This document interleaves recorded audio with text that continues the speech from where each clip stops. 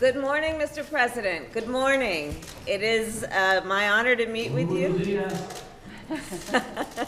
It is my honor to meet you again and to speak with you this morning. It's a pleasure once again to see you.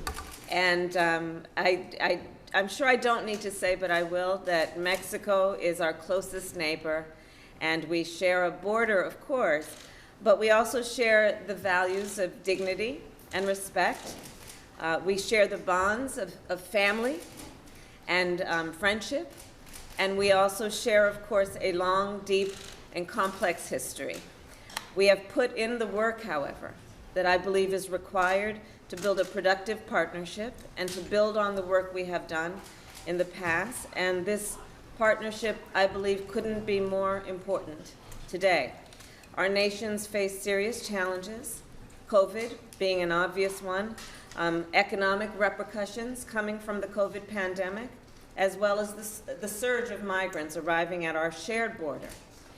Together, we must fight violence. We must fight corruption and impunity. It is in our country's mutual interest to provide immediate relief to the Northern Triangle and to address the root causes of migration. You and I have discussed before an understanding and a belief most people don't want to leave home. And when they do, it is often because they are fleeing some harm or they are forced to leave because there's no opportunity in their home. And so this is in our mutual interest to address some of these root causes. And we must continue to do our work in a way that is both bilateral and multilateral. It is our intention, and it has been a guiding principle of us, that we are going to do this work in a way that internationalizes our approach, that reaches out to our allies, to our friends around the globe, in the mutual interest we all should have to address the root causes in the Northern Triangle. And our approach is a comprehensive strategy approach. Our approach is to work with international institutions, to work with nations worldwide, the private sector, and community organizations.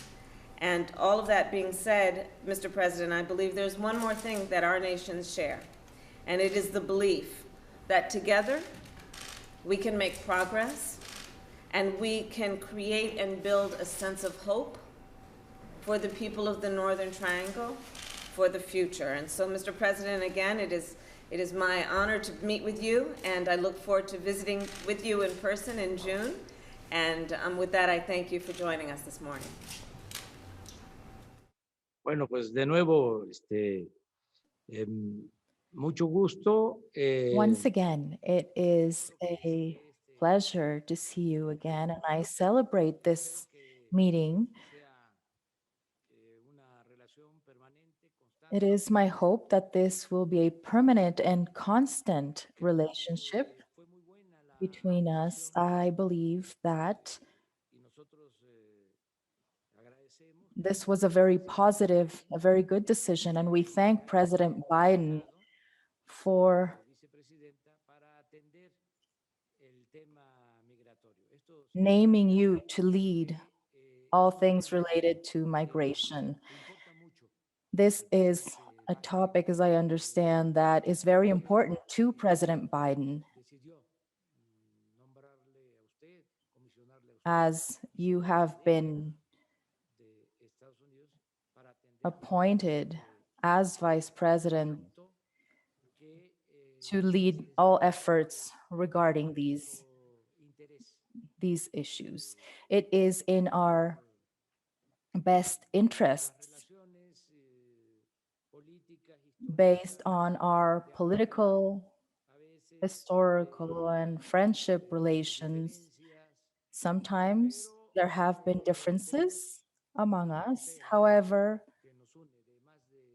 we have a common border that is over 3,000 kilometers long, and we need to understand one another and avoid fighting.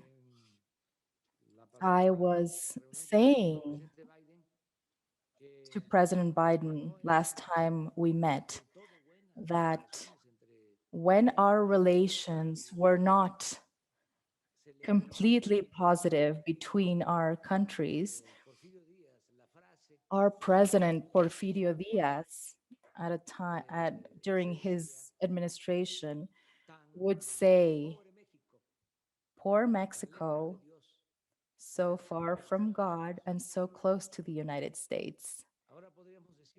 However, now we can say, because our relations are so much better, we can say, "Blessed Mexico, so close to God and not so far from the United States."